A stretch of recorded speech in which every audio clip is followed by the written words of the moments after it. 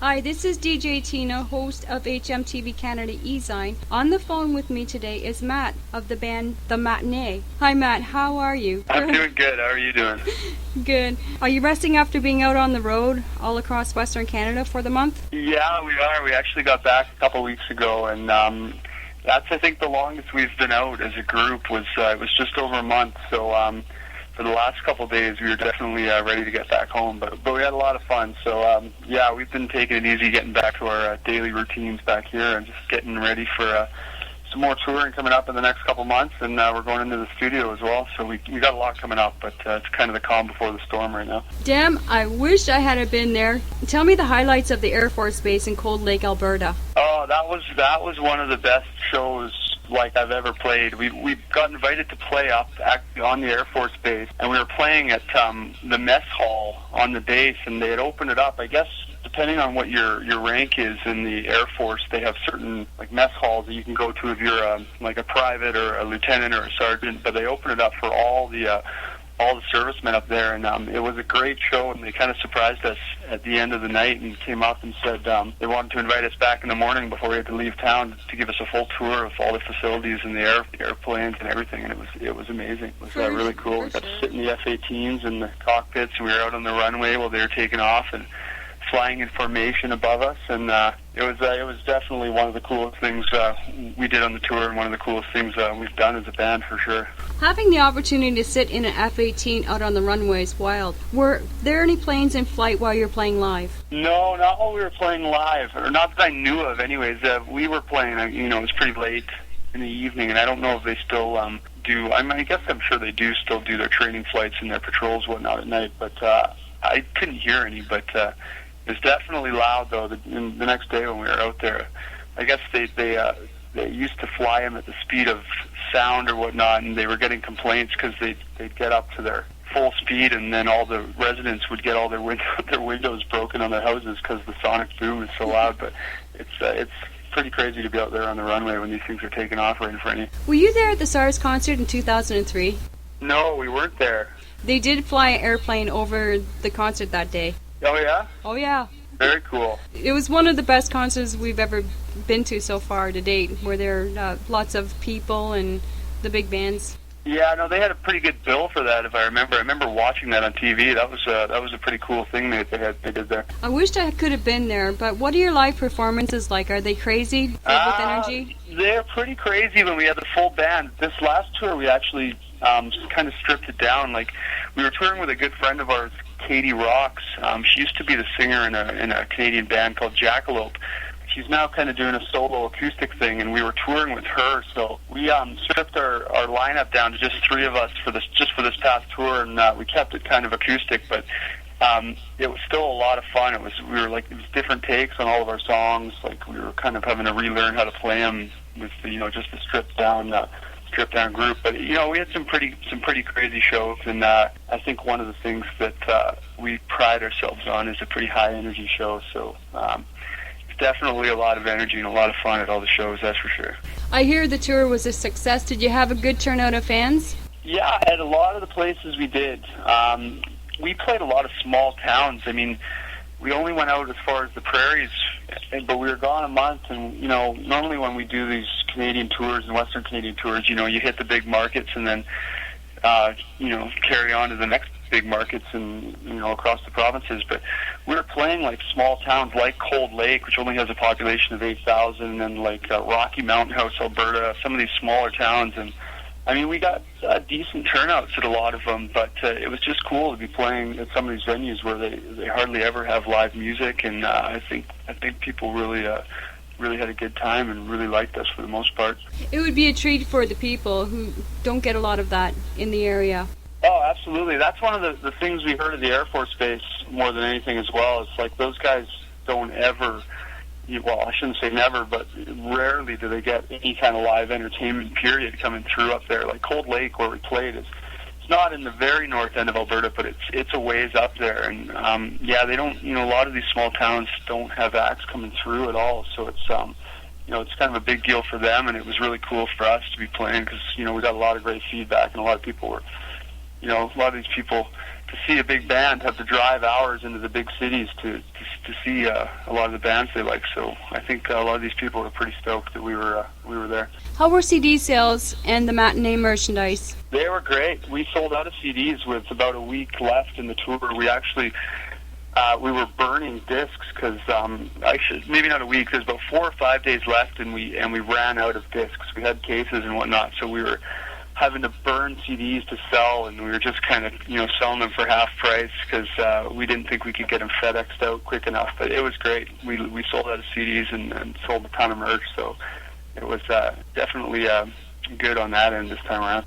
Do you have any upcoming shows? We have a few. We actually just played one last night at a place called the Media Club in Vancouver with a band called Run GMC, who are really good friends of ours. They're like a trucker country band.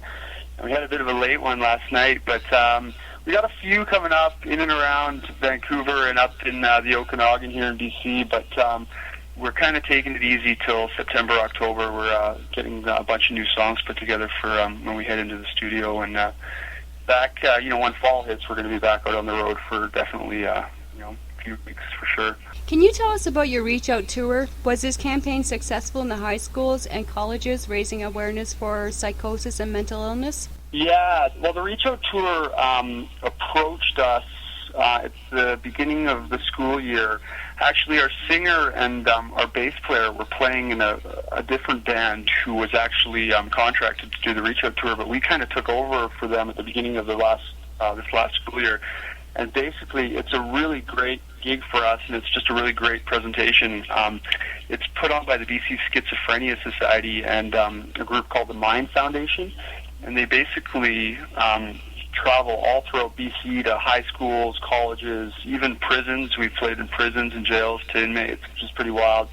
And it's part of the presentation is live music, and it's all about a lot of energy and keeping the kids and everyone keeping their attention. But it's also a really great message about mental illness and some of the the signs to look for, psychosis, and some of the issues with drug abuse, how it can lead to mental illness and whatnot. So it's been really successful, and we're not doing it right now, obviously, because the school year's out, but come September, we're going to be back at it in full swing, and usually we're gone for about a week out of every month, touring the province, playing at high schools throughout the province, and then there's always shows throughout Vancouver and the Fraser Valley. And I think the last school year, from September to June, we played to between 25,000 and 30,000 kids, and people at colleges and prisons and whatnot. So we got the message out to a lot of people, and I think next year we're going to be playing to even more. So it's definitely been a success for the presentation and for us. Very impressive. Can you tell us your plans to work on a follow-up album scheduled for this fall? Yeah, well, we were initially planning on releasing a follow-up album in fall. I mean, our last kind of our debut album, which was the first one we recorded as The Matinee, we released about a year ago. And we were initially planning on releasing another one, like you said, for fall, but we're kind of going to push that back a bit and take our time and really make sure we've got the right songs, we're working with the right people. And I think we're probably going to be looking at early in the new year for a new disc. But like I said, we're taking a couple months off here to get a bunch more songs put together, finished, and get the right group of people to work with, the right producers, find the right studio, and we definitely want to make this album perfect in all ways. Can you describe how your songs convey imagery? By painting pictures of empty bottles and broken hearts, what do you express in your lyrics? The empty bottles and broken hearts, or well, sometimes it's the broken bottles and empty hearts, right? You know what? That's the other Matt is our lyric guy. He's the emotional one out of the group of us. He just tries to write. Our lyrics, I think, we try to be honest and fun and not pretentious in any means. And I think we're just about having a good time more than anything. I think that's what most people would say about our lyrics. But it's our singer Matt. He looks after all the lyrics. So he's definitely the emotional one of the group for sure. Do all the band members help in writing lyrics? Not really. It's funny. Matt, the singer, doesn't play an instrument if his life depended on it. So, as the group of us, we're all about putting together the song and putting together the parts and the arrangements and whatnot. But we leave the lyrics all up to him. But we'll tell him if he's saying something that we don't like very much. Can we look forward to a song about your recent tour and sitting in an F-18 airplane? We'll see. We'll see over the next month or two what we start spitting out here. But after that tour, we had so many great experiences and so much cool stuff happen to us that I'm sure it'll pop up in some of the songs on the next album for sure. Sounds like there's a lot of inspiration coming from that tour. Yeah, it was like I said, it was the longest time that we've been on the road. I think all of us, we got, there was a ton of cool stuff happened. We had a bunch of fun with the group of us. We met a ton of cool people, and we got to do a lot of really cool stuff. So, and the shows were great, and we met some awesome people. So, I'm sure that that's definitely going to be a source of inspiration for the next record. Does the Matinee mix, record, and master all their songs? Well, we record them all. We're going to bring in people to help us do the mixing and the mastering and whatnot. But that's one of the big things we need to decide in the next month or two here is the production team that we're going to work with for the next album. We're talking to a few people now in and around Vancouver and even some people outside of Vancouver. So once we get the right team of people working with us, we're always hands-on, though. We're definitely involved in all aspects, but we'll bring in the pros to do the mixing and the mastering, that's for sure. Can you tell our audience a little history of the Matinee and the current lineup and the roles in the band? Well, it started with me and Matt, the two Matts. We just kind of were doing just an acoustic thing for a while, and we were basically calling ourselves Matt and Matt.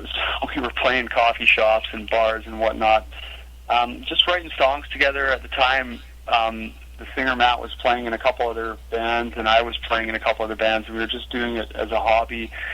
And then we just decided we were going to put together an album. I mean, we had a collection of songs, and we're like, well, we got to get this stuff recorded. So, like all the guys in the band are guys we've been playing with in various bands for years, and all guys we all went to high school together. That was 10 years ago. I mean, we've known each other since then. We're all really good friends. So, it's just a matter of letting everyone know, look, we got these songs. We want to make a record, and we made a record. Then, as soon as the record was made, we're like, well, we better go on tour. So next thing you know, we had a band, and we had some photos done, and that was how the Matinee came to be. Sounds like it's a real solid band, having known each other all those years. Yeah, it's a lot of fun. Like we're literally all best friends with each other, and we never really get sick of each other's company. We have a ton of fun, and I think that really comes across in our live show. We actually had a bunch of people saying to us last night after the show how it just always looks like we're having so much fun up there, and it's because we are. We're literally best friends up there, and we've been playing music together with the group of us for so long now that it's it comes really natural to all of us. On your MySpace page, you say your music sounds like a hangover. What do you consider your main influences to be? Yeah, the hangover. That was Matt's idea. I don't actually know what that's supposed to mean, but our influences kind of all over the map right now. I'm more into the rootsy stuff. I've been listening a lot to the Ryan Adams right now is a guy who I'm listening to a ton. Not to be confused with Bryan Adams. I'm talking about Ryan Adams. And the new Alison Krauss and Robert Plant CD, I'm a huge fan of. I think as a group, we're all into bands like Black Rebel Motorcycle Club. We all love the new Black Keys stuff is great. I don't know. Yeah, just kind of rootsy, stripped down stuff. Nothing that's too overproduced. We like to consider ourselves a roots rock band. So, Kings of Leon actually is another band that I think we're all really, really liking. So. Which college radio stations are the Matinee songs Mama and San Diego hitting the charts? We have had stations all over Canada. We're adding the song back in, I guess it was winter of last year. I know we charted in some markets in and around Toronto and Thunder Bay. We did well up in the Okanagan in BC, and in Lethbridge I know we did well in a couple markets in Alberta. But that was all, that kind of all began to happen last winter when we started tracking our songs out to all these stations, and I'm assuming we're in rotation still on a bunch of these stations, but I don't know if we're charting anymore. It's about time for us to get some new material out there, I think. That's awesome. Yeah, it has been great. And on our last tour, we organized when we played the major cities like in Calgary and Edmonton and Lethbridge, and we were doing radio interviews there at all the college radio stations because they all have our CD in rotation, and they've all been really supportive of it. So it's pretty cool. It's pretty cool playing in a lot of these stations where they've been playing our songs. It's pretty cool. What do you think of internet radio?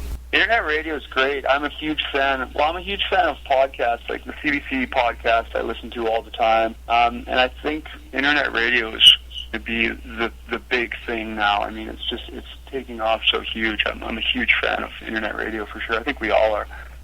There's just seems to be unlimited possibilities with internet radio these days. So it's cool if internet radio is embracing our stuff. That's awesome for us. Well, I have a favorite show. It's the Aussie Invasion. They are hilarious. And another station that I listen to when I'm doing my homework is WFLM Radio. Where's that out of? That's out of Florida. They spin a lot of cool music, like a lot of metal music and a lot of different tunes. Oh, our bass player would love that. He's our bass player and our keyboard player. Ironically enough, we're more of a roots band, but they play in a very heavy metal band called Terror Syndrome. Mm-hmm. And they're the metalheads in the band as well. So I'm gonna have to pass that on to those guys. Yeah, you can access Wolfram Radio at www.wflm.com and www.v-m-u.com, VM Underground. Very cool. We'll have to check that out for sure. Where was your video Mama filmed at, and will you be producing more videos from your previous album? We filmed that video down at just at one of the beaches down in Vancouver here, just a beach, Kitts Beach. We randomly found that little boy, and it turns out that the other Matt, the singer, knew his aunt or something. We kind of ran into him down at the beach, and we had all those pictures drawn up that we all of us guys in the band drew, and it just kind of came together in one take. We filmed it, and that was it. It was turned out to be a super cute video. And it's funny, when Mother's Day came, not this past year, but the year before that, we started pitching that video and our song to just as kind of a Mother's Day anthem. And I think on the actual Mother's Day, the day itself, like 4 or 5 of the major stations in Vancouver, like our major rock and soft rock stations, were all playing our song, which was kind of wild. And we had people from across North America who were commenting on the video and sending us emails about how cute the video was and stuff. So that was definitely cool. We're going to try and keep plugging the Mama song as Mother's Day song every year.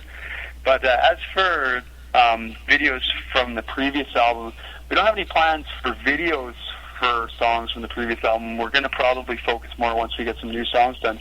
What we are doing, though, is our song San Diego, which is one of the ones that charted on college radio.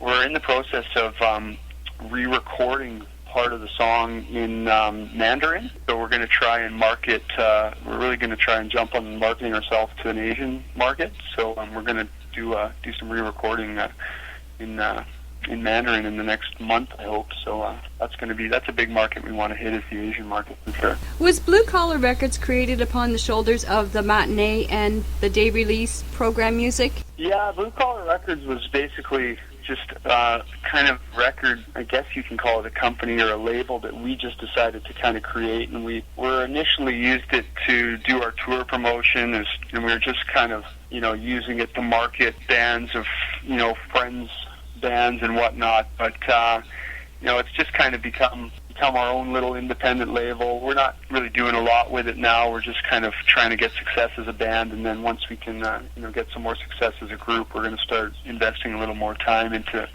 trying to develop a more an organized record label that hopefully we can help out some other indie bands in Vancouver. Can fans go to Blue Collar Records, the Matinee's MySpace page, and the main web to purchase CDs and the Matinee merchandise online? Yeah, if you go to the Matinee on MySpace, it's www.myspace.com/the Matinee, or you can go to our main website, which is www.thematineemusic.com. There's links to iTunes where you can purchase our CD on iTunes. I think we even have a couple songs for free download on our MySpace page right now. So, and if you do go to the Blue Collar Records, there's a link to the Matinee MySpace, and then you can purchase the stuff through the MySpace page. Before we wrap up our interview, do you have any last words?